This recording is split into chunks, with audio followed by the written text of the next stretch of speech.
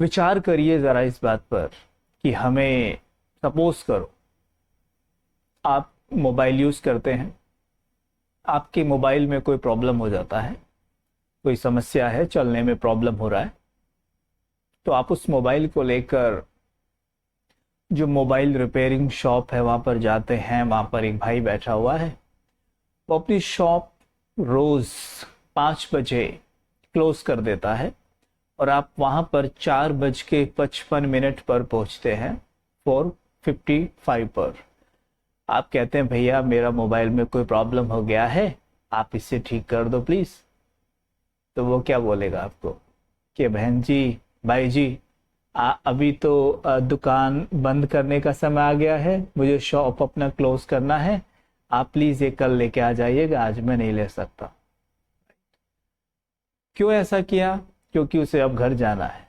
अर्थात कि अगर हमें घर जाना है तो क्या हमें सबसे पहले अटेंशन रखना होगा, हमें सबसे पहले अटेंशन रखना होगा कि हम कुछ नई लेन देन ना करें, नए अकाउंट्स ना बनाएं। हम मेजॉरिटी जो भी क्लास इस वक्त ज्वाइन किए हुए हैं, मेजॉरिटी घर पे रहते हैं, गृहस्थी हैं, और घर में सभी ज्ञान में नहीं होते हैं। अगर है ऐसा आपके साथ तो आप बहुत बहुत भाग्यशाली आत्माएं हैं, लेकिन ऐसा सबके साथ नहीं होता है।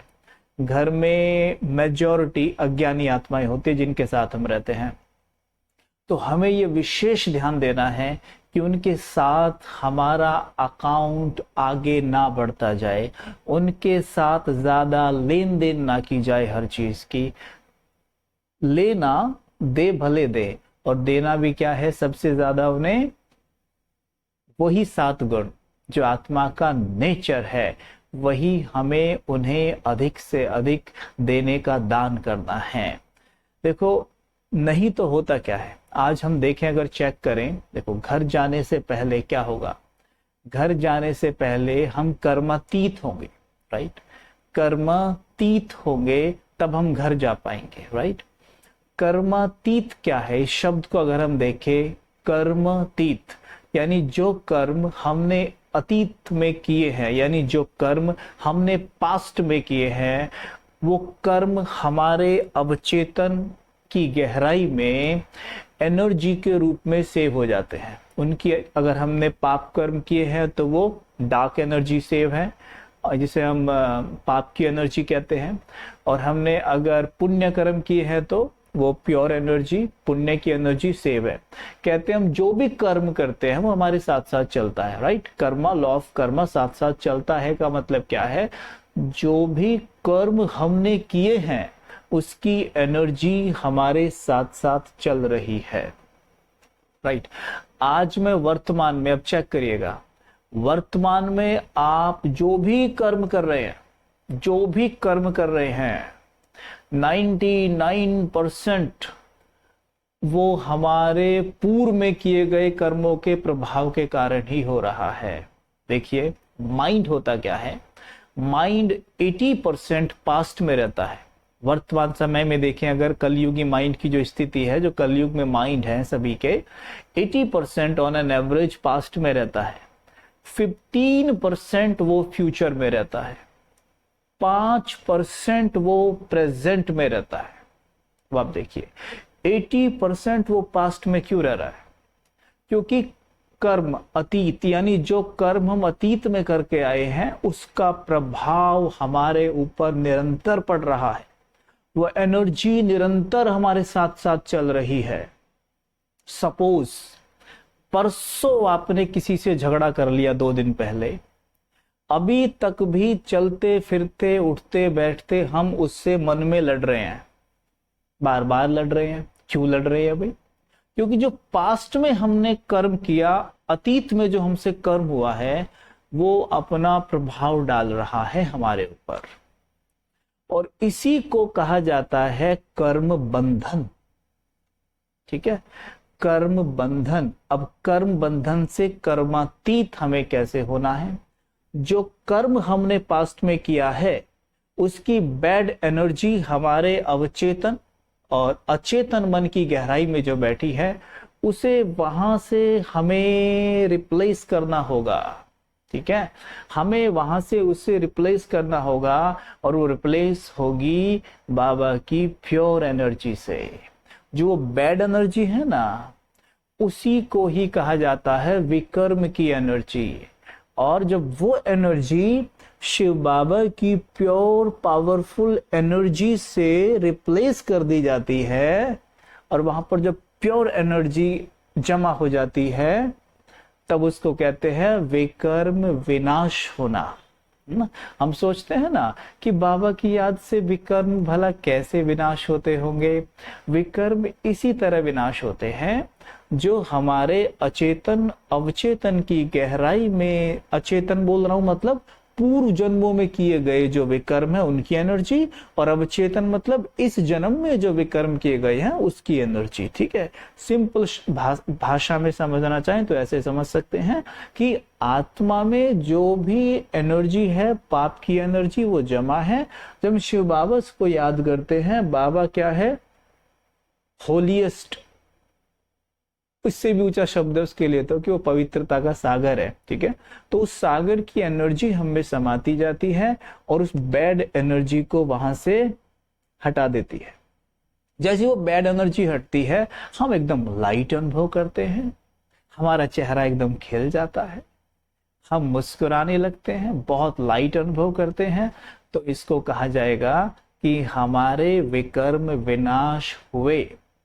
और देखो कुछ हद तक भी होते हैं। देखो आप आधे घंटे योग में बैठिए, बहुत अच्छे से योग में बैठिए, और आधे घंटे बाद आप खड़े होइए, कितना लाइट हो जाते हैं ना, कितना हल्का अनुभव करते हैं। अगर सही से हमने योग कर लिया आधे घंटे भी, सोचो आप, तो आधे घंटे में भी इतने विकर्म विनाश हो गए कि आप इतने लाइट हो जाते हैं कि पूछो नहीं। तो वो जो बैड एनर्जी है ना, बाबा की एनर्जी उसे खा जाती है एकदम, है ना। जैसे मान लीजिए ये मेरे आपके सामने जो हाथ है, ये वो अवचेतन मन का कटोरा है जिसमें वो बैड एनर्जी है, और ऊपर से ये ज्ञान सूर्य की किरणें इसमें पड़ रही हैं। ठीक है, पड़ रही हैं। और देखो इसका लॉ क्या है कि इस एनर्जी को, यानी इस कटोरे को एकदम खाली नहीं किया जा सकता है। जैसे एक बकेट में, एक बाल्टी में गंदा पानी है और उस बाल्टी में साफ पानी हमने भरना है, तो लॉ ये है कि उस बाल्टी को आप उड़ेल नहीं सकते, आपको उसे भरी हुई ही भरना है, मतलब ऐसे ही रखना है। अब युक्ति सोचो भाई, वो भरी रहे, खाली ना हो और पानी साफ भी हो जाए। तो तरीका क्या है कि हम उस बाल्टी को टैप के नीचे लगाएंगे और टैप ऑन कर देंगे साफ पानी वाला। जैसे जैसे पानी आता जाएगा, गंदा पानी छलक के बाहर जाता रहेगा, और एक समय ऐसा आएगा कि वो बाल्टी एकदम साफ पानी से भर जाएगी। राइट, बिल्कुल वैसे ही यहाँ भी है। हम जब योग करते जाते हैं, और ध्यान रहे एक बात और ध्यान देनी यहाँ पे, कि वो बाल्टी तभी साफ पानी से भरेगी कुछ समय बाद जब हम उसमें साथ के साथ गंदा पानी नहीं डाल रहे होंगे, है ना। तो हमें यहाँ ध्यान देना है, अगर शिव बाबा से मेरा योग है तो मुझे विशेष ध्यान देना है कि मुझसे कोई भी कर्म ऐसा ना हो जो विकर्म की कैटेगरी में आता हो। ठीक है, यानी मुझसे कोई पाप कर्म ना हो, मुझे विशेष अटेंशन रखना है। अगर हम रोज सवेरे मुरली सुनते हैं, ठीक है, और ज्यादा भी नहीं, मैं बहुत ज्यादा नहीं कहूंगा, ठीक है, अगर हम दिन में एक बार मुरली पढ़ते हैं और सोने से पहले मुरली का सार स्टडी करके उस पर थोड़ा योग करके सोते हैं, तो आप अनुभव करेंगे कि आपसे विकर्म कम से कम होंगे। ठीक है, कम से कम होंगे। लेकिन ध्यान रहे, इस पे हमें बहुत ज्यादा अटेंशन की जरूरत है, बहुत ज्यादा। कारण ये धीरे धीरे लूज होता है, जो पुरुषार्थ है ना, ये धीरे धीरे लूज होता है, हमें पता ही नहीं चलता है। जैसे एक बच्चे को आप एक ऐसी पतलून दिलवाइए जो जिसमें इलास्टिक है, ठीक है, वो बच्चा उस पतलून को पहनता है, और क्या होता है, वो पतलून एकदम, जो वो इलास्टिक है वो ठीक है, टाइट है, फर्स्ट क्लास है, ओके, वो टाइट है, ठीक है, फर्स्ट क्लास है, राइट। लेकिन जब वो बच्चा उस पतलून को रोज पहनेगा, रोज पहनेगा, रोज पहनेगा, रोज पहनेगा, तो क्या होगा? क्या होगा कि वो धीरे धीरे वो पतलून मतलब वो जो इलास्टिक है धीरे धीरे लूज होगी, लेकिन उस बच्चे को पता कब चलेगा कि वो एग्जैक्टली अब पूरी लूज हो चुकी है, जब वो अपने आप ही निकलने लग जाए। भाई तब तक पता नहीं रहेगा, ध्यान नहीं देगा कि वो लूज है। बिल्कुल वैसे ही हमारा पुरुषार्थ है। हमें अपने पुरुषार्थ पर विशेष विशेष ध्यान देना है। इसके स्क्रू हमने रोज टाइट करने हैं। अगर हमने इसे थोड़ा भी लूज किया ना, हमें पता ही नहीं पड़ेगा। हमें तब पता पड़ेगा जब सर भारी रहने लग जाएगा, बात बात पे हम चिढ़ने लग जाएंगे, बात बात पे हम रोने लग जाएंगे, छोटी छोटी बात पे आपा खो बैठेंगे, घर में हमारे बहुत ज्यादा डिबेट आर्ग्यूमेंट्स, बहुत ज्यादा बहसबाजी होने लगेगी छोटी छोटी बात पे। उन्होंने कुछ भी बोला छोटी छोटी चीजों के लिए, मानो वॉच नहीं मिल रहा है तो आप रिप्लाई कर रहे हैं या आप बोल रहे हैं मेरा घड़ी कहाँ है, कोई ख्याल नहीं रखता, मेरी घड़ी नहीं मिल रही है, उधर से वो चार बातें बोल रहे हैं, तब ऐसे होने लग जाएगा। तब भी हम सोचेंगे हाँ ठीक है चल जाएगा इतना तो, लेकिन फिर स्थिति इससे भी आगे आ जाती है, और जिसको हम बोलते हैं धीरे धीरे, ये तो तनाव था, इसके बाद फिर डिप्रेशन वाली बात आती है, और डिप्रेशन के बाद फिर गोलियां चालू हो जाती है।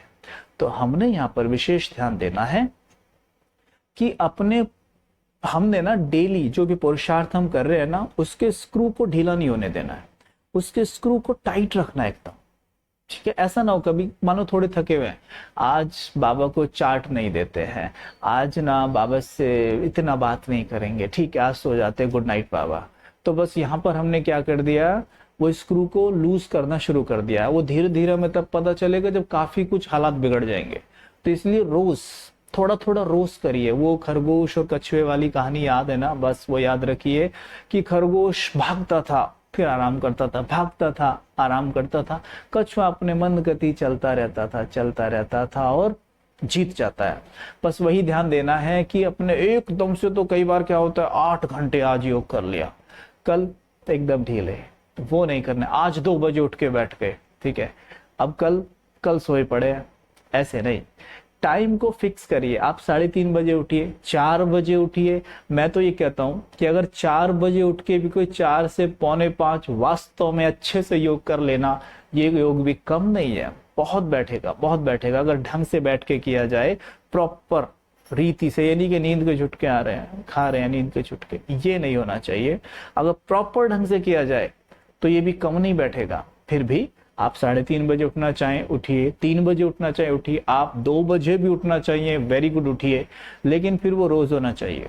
ऐसा नहीं कि आज उठ गए 2 बजे, कल उठ रहे हैं 4:30 बजे, परसों उठा ही नहीं गया, ये सब नहीं। तो यहाँ पर हमने विशेष ध्यान क्या देना है कि अपने पुरुषार्थ के स्क्रू को टाइट रखना है। तो हम बात कर रहे थे कर्मातीत स्टेज। जिस क्षण जो हमने पास्ट में कर्म कराए हैं, पूर्व जन्मों में हम कराए हैं और इस जन्म में भी हमसे हो गए हैं, जो भी कर्म हमसे हुए हैं पास्ट में, उनका प्रभाव जब वर्तमान में हम पे ना होने लगे, मतलब उनका खिंचाव खत्म होने लगे, वो हमें अपनी ओर खींचना बंद कर दें। जैसे बात की थी ना कि 2 दिन पहले किसी से झगड़ा किया और वो अभी तक मन में चल रहा है, बराबर झगड़ा परसों हुआ था लेकिन मन से अभी भी झगड़ रहे हैं, तो ये कर्म का बंधन हो गया। ठीक है, इसको कहते हैं कर्म बंधन। और एक कर्म बंधन कटेगा कैसे? बाबा ने इसकी बहुत सुंदर युक्ति बताई है। ये कर्म बंधन रूपी असुर का गला कटेगा। इसको असुर क्यों कहा? जिसमें कोई सुर ताल ना हो, जो ऐसे विचारों से कर्म जन्म ले जिन विचारों में कोई सुर ताल ना हो, उसको कहते हैं आसुरी विचार। ठीक है, तो यहाँ पर क्या हो रहा है कि आसुरी विचार ही तो चल रहे हैं, जिनके कोई सुर ताल नहीं है, खामे खा घूम रहे हैं मन में। उसने ऐसा बोला, मैंने उसको ऐसे बोला, ऐसा बोलना चाहिए था, अरे ये लाइन तो बोलनी रही गई, ये भी बोल देती तो अच्छा होता, फिर तो और भी बढ़िया हो जाता, ये तो अब की बार बोल दूंगी। तो ये जो सब चल रहा है ना, ये है कर्म का बंधन।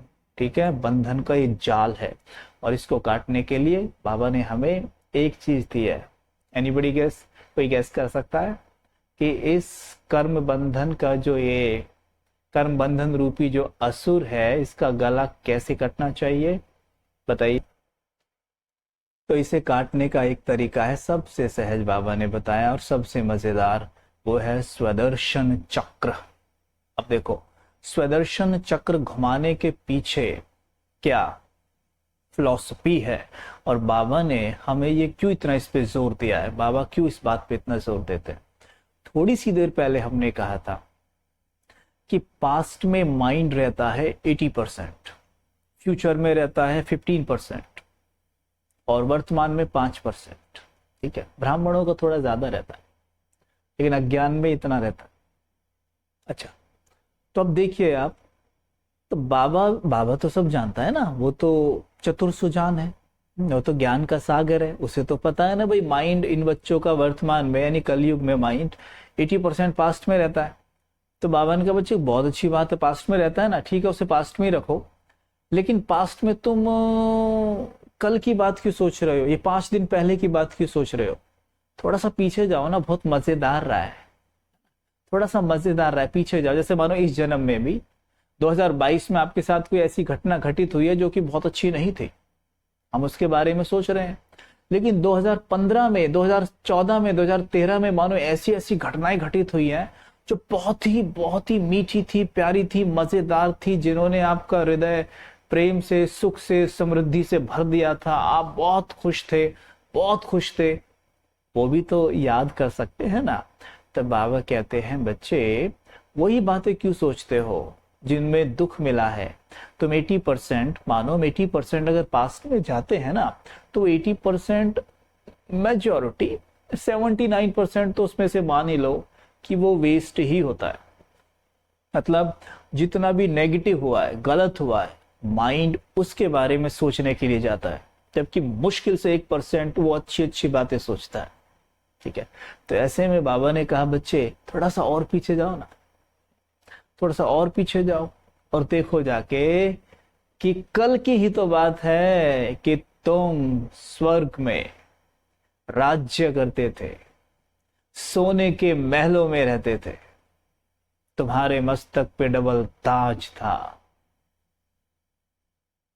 तुम्हारे नयन रूहानी थे, तुम्हारा चेहरा नूरानी था, तुम्हारी चाल बड़ी रॉयल थी, तुम 100% चार्ज थे, 16 कला संपूर्ण थे, दूध घी की जहां नदियां बहती थी, जहां तुम पुष्पक विमानों में उड़ते थे।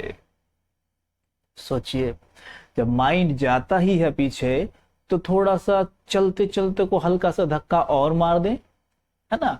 अगर आप किसी खड़ी हुई गाड़ी को धक्का मारें तो आपको ज्यादा जोर पड़ेगा, और गाड़ी धीमे धीमे धीमे धीमे ऐसे चल रही हो, आप उसमें धक्का लगाएंगे तो आपको आसानी होगी और गाड़ी की स्पीड थोड़ी सी और बढ़ जाएगी। ठीक है, जब गाड़ी कई बार ना सेल्फ नहीं चलती तो उसको धक्का मार के स्टार्ट करते हैं, तो उसको कहाँ खड़ा करते हैं, कहाँ खड़ा करते हैं, पहले से ढलान पे खड़ा करते हैं ताकि उसको धक्का मारना आसान हो। ठीक है, तो यहाँ तो माइंड स्वयं ही ढलान पे खड़ा है, मतलब वो खुद ही पास्ट में जाता है, खुद ही पास्ट में जाता है। तो हम क्या करें, उसको हल्का सा पुश और मार दे, भैया थोड़ा सा पीछे चलना। ऐसे हम क्या करते हैं, मन को जबरदस्ती रोकने का प्रयास करते हैं। मन को कभी रोकना नहीं चाहिए। जैसे सपोज कई बार हम क्या करते हैं, सीधा बिंदु रूप का अभ्यास करते हैं। बाबा ने बहुत बार बोला है बच्चे, बिंदु रूप का सीधा अभ्यास नहीं करना है, उसके पीछे सीधा टाइम वेस्ट नहीं, उसके पीछे ज्यादा टाइम वेस्ट नहीं करना है। सबसे पहले क्या करना है, व्यर्थ को समर्थ में बदलना है, व्यर्थ को समर्थ में बदलना है। जैसे सपोज करो गाड़ी, आप गाड़ी चला रहे हैं, सामने से कोई गाड़ी आ जाती है, ब्रेकर आ जाता है, ठीक है, तो हम क्या करेंगे, जैसे सामने से गाड़ी आई और सडनली ब्रेक नहीं लग रहा है हमसे, तो क्या करते हैं हम, गाड़ी जैसे ये गाड़ी आ रही है, एकदम से यहाँ के ब्रेक नहीं लगा रहा, तो हम क्या करते हैं, साइड को गाड़ी मोड़ देते हैं। ऐसे नहीं करते, बचने के लिए तो कर देते हैं ना, ऐसे मोड़ देते हैं, फट से ही मोड़ देते हैं। तो क्या किया, दिशा बदल दी उसकी। ऐसे ही माइंड है, अब ऐसे ब्रेक मारना माना बिंदु रूप का अभ्यास करना, लेकिन जब वेस्ट बहुत ज्यादा हो, बिंदु रूप का अभ्यास होता नहीं है, नहीं हो पाता है, तो एकदम से यू मोड़ दीजिए उसको धीरे से, यानी थॉट्स हमने धीरे धीरे व्यर्थ से समर्थ की तरफ चलना है। ठीक है, संकल्प करेंगे। जैसे अभी मानो मुझे कोई भी बात चल रही है, कोई भी बात चल रही है, जैसे एक बार हमें याद आ गया, एक अभ्यास कराया था जैसे एक बहन ने पूछा कि भाई जी जब जैसे मैं योग में बैठती हूँ ना तो मेरा माइंड इधर उधर जाता है। तो हमने पूछा जैसे कहाँ पे जाता है? तो उन्होंने बोला जैसे मानो कभी मॉल में चला गया, या कभी ऑफिस में चला गया, कभी बच्चों के पास चला गया, तो मैं उसे जबरदस्ती खींच खींच के लाती हूँ वापस बार बार कि यहाँ पे रहे, लेकिन वो वापस फिर से दौड़ के वहीं चला जाता है। तो मैं क्या करूँ? ऐसे में जो हमें परमात्मा पिता से टच हुआ कि आप उसे खींचिए मत, उसे रोकिए मत। आप क्या करिए, अगर वो ऑफिस में जा रहा है उसको ऑफिस में जाने दीजिए, ठीक है? ऑफिस में जाइए और देखिए कि आपका मन प्रकाश का है, ठीक है? मन अगर आपको ऑफिस में जा रहा है तो इसका मतलब क्या है? आपको अपनी आकृति वहां जरूर दिखाई दे रही होगी, बराबर? तो अपने आप को देखिए कि मैं वहां लाइट की देह में हूं, ऑफिस के अंदर ही हूं, और वहां पे मैं घूम रही हूं। मन जिस कारण से भी ऑफिस में जा रहा था वही कार्य कर रही हूं, लेकिन लाइट की देह में हूं बस। अगर मेरी नजर कंप्यूटर पे पड़ी तो कंप्यूटर भी लाइट का है, देखिए उसको। ऐसे जब आप मन के साथ करेंगे कि मन जो भी करना चाह रहा है हम उसे रोक नहीं रहे हैं, इवन हम उसके साथ एंजॉय कर रहे हैं। जैसे छोटे बच्चे को उदाहरण दें, अगर आपको सपोज करो कि एक माँ किचन में खाना बना रही है और एक उनका छोटा सा बच्चा है, बच्चा रो रहा है, बच्चा बार बार आता है किचन में आ जाता है। अच्छा, माँ परेशान, बच्चा किचन में ना आए, पकड़ के उसे फिर से बाहर निकाल के आती है या कहीं छोड़ती है थोड़ा, बच्चा फिर आ जाता है किचन में। तो माँ क्या करेगी? ठीक है, माँ क्या करती है, माँ उसे बांध नहीं देती है, क्योंकि अगर उसे बांध दिया ना तो जोर जोर से रोएगा, ठीक है? माँ उसकी दिशा बदलती है, ठीक है? वो आएगा, उसे ऐसे डायरेक्शन बदलेगी, उसकी किसी और चीज में बिजी करेगी, है ना? तो उससे उसका कार्य भी हो जाता है और बच्चा भी खुश रहता है। वैसे ही मन हमारा बच्चा ही है, इसको बांधने का प्रयास नहीं करना है कभी भी, क्योंकि मन का नेचर ही है सोचना, ठीक है? और जितना ज्यादा हम प्योर सोचते चले जाएंगे, डिवाइन सोचते जाएंगे, मन की गति स्लो होती चली जाती है, स्लो होती चली जाती है। बीटा से अल्फा, अल्फा से थीटा, थीटा से डेल्टा हो जाती है, ठीक है? डेल्टा हो जाती है, तब जाके मन एकदम स्लो हो जाता है। तब आपको ऐसा अनुभव होगा कि जैसे लगभग मन शून्य हो गया है। लेकिन कभी भी मन को आप ऐसे नहीं रोक सकते हैं, इतनी तेज दौड़ रहा सीधा शून्य कर दें, नॉट पॉसिबल। ब्रेन पर बहुत जोर पड़ेगा, ब्रेन हैवी हो जाएगा, ये कभी भी जोर नहीं देना है। ये बात मुझे और ध्यान में आ गई कि ऐसी गलतियां बहुत सारी आत्माएं करती है कि जबरदस्ती योग कर लगाती है, जबरदस्ती मेडिटेशन करती है, ठीक है? जबरदस्ती उस मन को जबरदस्ती रोकने का प्रयास करती है, आधे आधे घंटे तक। ब्रेन पर इतना लोड पड़ता है कि उनका ब्रेन पहले से भी ज्यादा हैवी हो जाता है, और हैवी ब्रेन के साथ फिर उठते हैं और कहते हैं मूड ऑफ है, और दोबारा तो योग लगता ही नहीं है फिर उस दिन तो, क्योंकि ब्रेन की तो बहुत सारी एनर्जी वेस्ट हो गई ना। अब ब्रेन उस एनर्जी को गेन करने के लिए भी तो मेहनत करेगा ना, थोड़ा टाइम चाहिए उसको। या तो सो जाएंगे, वो सोने के बाद थोड़ी एनर्जी गेन कर लेता है ब्रेन, या फिर थोड़ा लेट जाएंगे या इधर उधर किसी चीज में बिजी हो जाएंगे, तो ब्रेन कुछ समय में अपनी एनर्जी वापस गेन कर लेता है। फिर हमें लगता है हाँ अभी ठीक लग रहा है। लेकिन मेडिटेशन तो करती हूँ ना, ब्रेन हैवी हो जाता है, गलत तरीका है। मेडिटेशन अगर गलत तरीके से किया जाएगा तो ब्रेन हैवी होगा ही। ये कोई तरीका ही नहीं है कि हम माइंड को एकदम रोक दें, एकदम रोकेंगे तो ब्रेन हैवी होगा, ठीक है? तो उसे धीरे धीरे रोकना होता है।